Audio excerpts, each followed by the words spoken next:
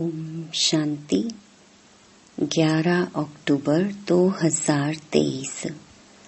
बाबा के महावाक्य। मीठे बच्चे, यह पढ़ाई बहुत सस्ती और सहज है। पद का आधार गरीबी व साहूकारी पर नहीं, पढ़ाई पर है। इसलिए पढ़ाई पर पूरा ध्यान दो। प्रश्न: ज्ञानी तो आत्मा का पहला लक्षण कौन सा है? उत्तर: वह सभी के साथ अति मीठा व्यवहार करेंगे। किसी से दोस्ती, किसी से दुश्मनी रखना, ये ज्ञानी तो आत्मा का लक्षण नहीं। बाप की श्रीमत है, बच्चे अति मीठा बनो। प्रैक्टिस करो, मैं आत्मा इस शरीर को चला रही हूँ। अब मुझे घर जाना है। गीत: तू प्यार का सागर है। ओम शांति। बच्चों ने किसकी महिमा सुनी? निराकार बेहद के बाप की। वह ज्ञान का सागर ऊंचते ऊंच है। उनको ही ऊंचते ऊंच बाप कहा जाता है। परम शिक्षक अर्थात ज्ञान का सागर भी कहा जाता है। अभी तुम समझते हो, यह महिमा हमारे बाप की है, जिस द्वारा हम बच्चों की भी वही अवस्था होनी है। वह बड़े ते बड़ा बाप है, कोई साधु सन्यासी तो नहीं है। यह तो बेहद का बाप निराकार परम पिता परमात्मा है। तुम बच्चों की बुद्धि में है कि यह हमारा बेहद का माता पिता, पति आदि सब है। फिर भी वह नशा स्थायी नहीं रहता। घड़ी घड़ी बच्चों को भूल जाता है। यह तो ऊंच ते ऊंच और अति मीठे ते मीठा बाप है, जिसको सभी आधा कल्प याद करते हैं। लक्ष्मी नारायण को इतना याद नहीं करेंगे। भक्तों का भगवान एक ही निराकार है। उनको ही सब याद करते हैं। भल कोई लक्ष्मी नारायण को, कोई गणेश आदि को मानने वाले होंगे, फिर भी मुख से हे भगवान शब्द ही निकलेगा। हे परमात्मा अक्षर जरूर सबके मुख से निकलता है। आत्मा उनको याद करती है।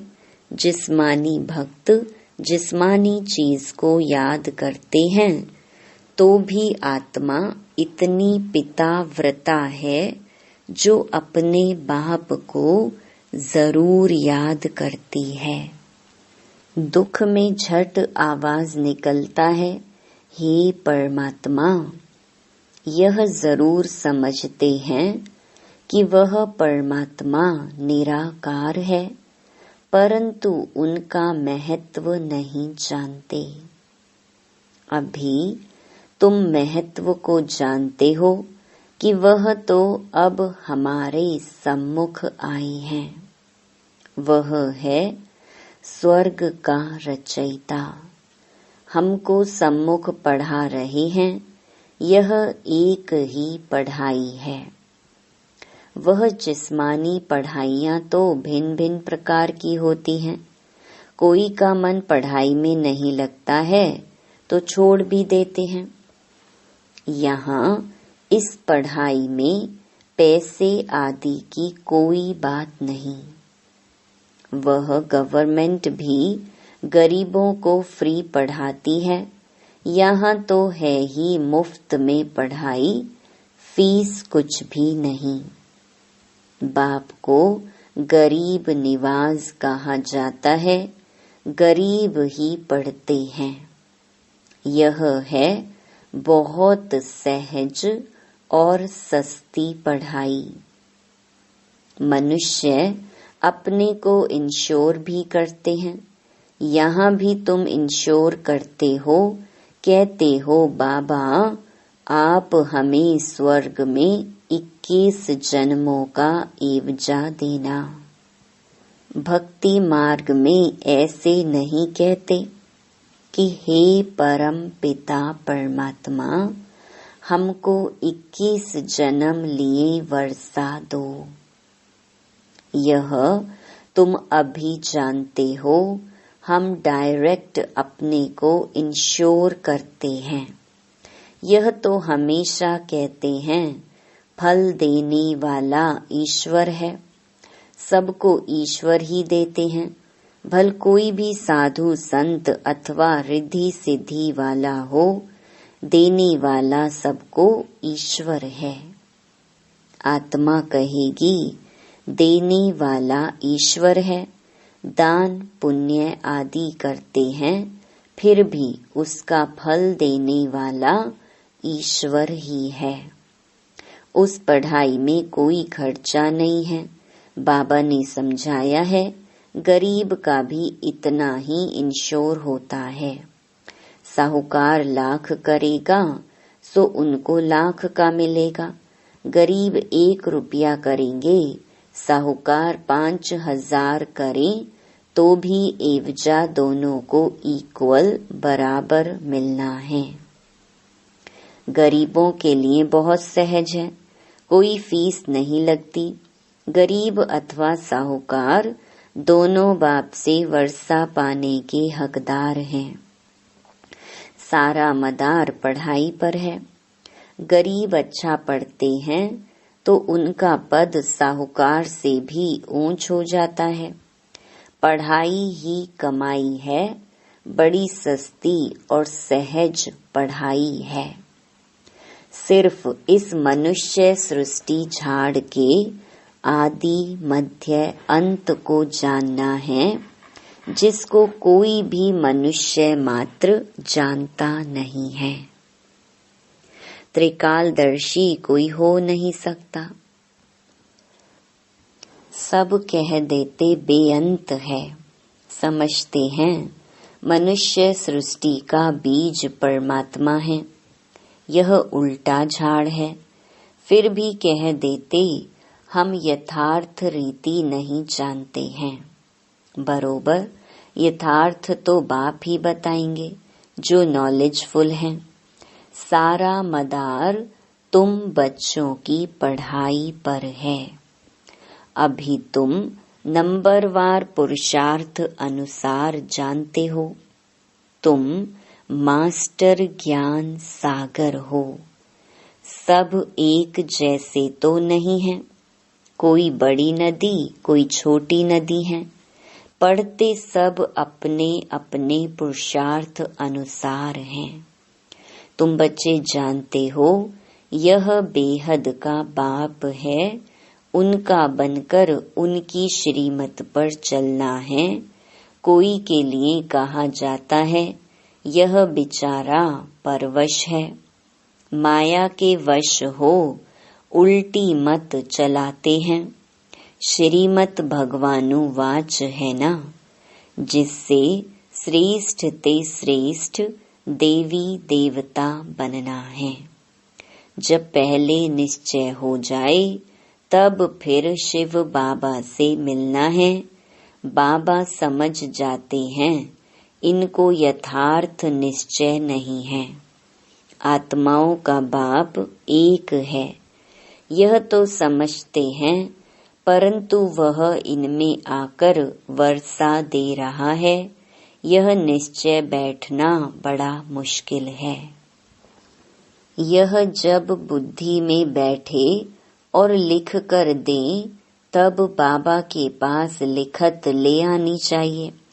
समझेंगे यह तो बरोबर ठीक है, इतना समय जो समझते आए सो रॉन्ग है। ईश्वर सर्वव्यापी नहीं है, वह तो बेहद का बाप है। बरोबर भारत को कल्प कल्प संगम पर बेहद के बाप द्वारा वर्षा मिलता है। संगम पर और इसी समय ही मिला था, अब फिर मिल रहा है, यह लिखाना है। बरोबर बाप संगम पर ही आते हैं, आकर बी के द्वारा स्वर्ग की रचना रचते हैं। जब लिख कर दे तब उस पर समझा सकेंगे, तुम किसके पास आए हो, क्या लेने आए हो। ईश्वर का रूप तो निराकार है। ईश्वर का रूप ना जानने कारण ब्रह्म तत्व कह देते हैं। बच्चों को समझाया है, वह तो बिंदी है, यह बात और किसकी बुद्धि में नहीं बैठेगी कि परमात्मा एक बिंदी है। आत्मा के लिए कहते हैं, चमकता है सितारा भ्रकुटी के बीच में। वह छोटी सी चीज है, तो विचार करना है पार्टधारी कौन है। इतनी छोटी आत्मा में कितना अविनाशी पार्ट नुधा हुआ है। इन बातों में जब कोई डीप जाए तब उनको समझाना है। तुम्हारी आत्मा कहती है, हमने 84 जन्म लिए हैं। वह सारा पार्ट छोटी सी बिंदी रूप आत्मा में मर्ज है, जो फिर इमर्ज होता है। इस बात से मनुष्य वंडर खाएंगे। यह बात तो कोई समझते नहीं। 84 जन्म हमारे रिपीट होते हैं। यह बना बनाया ड्रामा है। आत्मा में कैसे पार्ट नुधा हुआ है, सुनकर मनुष्य वंडर खाएंगे। बरोबर मैं आत्मा कहती हूँ, हम आत्मा एक शरीर छोड़ दूसरा लेती हूँ। यह हमारा पार्ट नुधा हुआ है, जो ड्रामा अनुसार रिपीट होता है। ये बातें कमजोर बुद्धि वाले कभी धारण कर ना सके। यह सिमरन करना है, हम 84 जन्म ले पार्ट बजाता हूँ, शरीर धारण करता हूँ। जब यह सिमरन चलता रहे तब कहीं यह पूरा त्रिकालदर्शी है और दूसरे को भी त्रिकालदर्शी बनाने का पुरुषार्थ कर रहे हैं। समझाने की भी बच्चों में हिम्मत चाहिए। अंधों की लाठी बन नींद से सुजाग करना है। जाग सजनिया, अब नई दुनिया स्थापन होती है, पुरानी दुनिया का विनाश हो रहा है। तुमने त्रिमूर्ति ब्रह्मा विष्णु शंकर नाम नहीं सुना है? ब्रह्मा द्वारा स्थापना होती है। ये सब ब्रह्मा कुमार कुमारियां हैं ना। अकेले ब्रह्मा तो नहीं करेंगे, प्रजापिता के साथ जरूर ब्रह्मा कुमार कुमारियां होंगे। इनका बाप भी जरूर होगा, जो इनको सिखलाने वाला है। इन ब्रह्मा को तो ज्ञान सागर नहीं कहेंगे। ब्रह्मा के हाथ में शास्त्र दिखाते हैं, परंतु परम पिता परमात्मा इनमें आकर इन द्वारा सभी वेदों शास्त्रों का सार बताते हैं। ब्रह्मा शास्त्रों का सार नहीं सुनाते, वह कहाँ से सीखे? उनका कोई भी बाप व गुरु होगा ना। प्रजापिता तो जरूर मनुष्य होगा और यहाँ ही होगा। वह ठहरा प्रजा को रचने वाला। उनको क्रिएटर ज्ञान सागर नॉलेजफुल नहीं कह सकते। ज्ञान सागर परम पिता परमात्मा ही हैं। वह आकर प्रजापिता ब्रह्मा द्वारा पढ़ाते हैं। इसको ज्ञान का कलश कहा जाता है। ये सारा मदार धारणा पर है। इंश्योर करो ना करो यह तुम्हारे ऊपर है। बाबा तो बहुत अच्छी रीति इंश्योर करते हैं। इंश्योरेंस मैग्नेट है। भक्ति मार्ग में भी तो ज्ञान मार्ग में भी बाप को सब आत्माएं भक्ति मार्ग में याद करती हैं कि बाबा आकर हमको दुख से छुड़ाओ। बाप वर्षा देंगे या तो शांति धाम या तो सुख धाम भेज देंगे। जिनको शांति का वर्षा मिलना है तो कल्प कल्प वही शांति का वर्षा लेंगे। तुम अब पुरुषार्थ कर रहे हो सुख का वर्षा लेने के लिए। इसमें पढ़ना है और फिर पढ़ाना है। जैसे बाप मीठे ते मीठा है वैसे उनकी रचना भी मीठे ते मीठी है। स्वर्ग कितना मीठा है। स्वर्ग नाम तो सब मुख से लेते रहते हैं। कोई भी मरता है तो कहते हैं स्वर्गवासी हुआ, तो जरूर नरक में था, अब स्वर्ग में गया। जाता नहीं है तो भी कहते हैं तुमको लिखना चाहिए, जरूर हेल में था ना। यह हेल है, फिर उनको यहाँ मंगाने की खिलाने की क्यों कोशिश करते हैं। पितृ बुलाते हैं ना। आत्मा को बुलाना यह है पितृ को बुलाना। तुम फिर सभी पितरों के बाप को बुलाते हो। सभी आत्माओं का बाप बैठ तुमको पढ़ाते हैं। तुम कितनी गुप्त सेना हो शिव शक्तियाँ। शिव तो निराकार है ना, तुम शक्तियाँ हो उनके बच्चे। शक्ति आत्मा में आती है। मनुष्य जिस्मानी शक्ति दिखलाते हैं, तुम रूहानी शक्ति दिखलाते हो। तुम्हारा है योग बल। योग रखने से तुम्हारी आत्मा पवित्र होती है। आत्मा में जौहर आता है। तुम्हारे में मम्मा की ज्ञान तलवार सबसे तीखी है। यह कोई स्थूल कटारी व तलवार की बात नहीं है।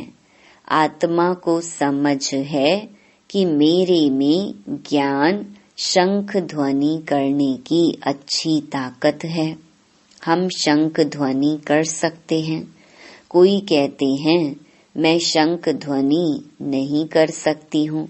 बाप कहते हैं ज्ञान की शंख ध्वनि करने वाले मुझे अति प्रिय हैं।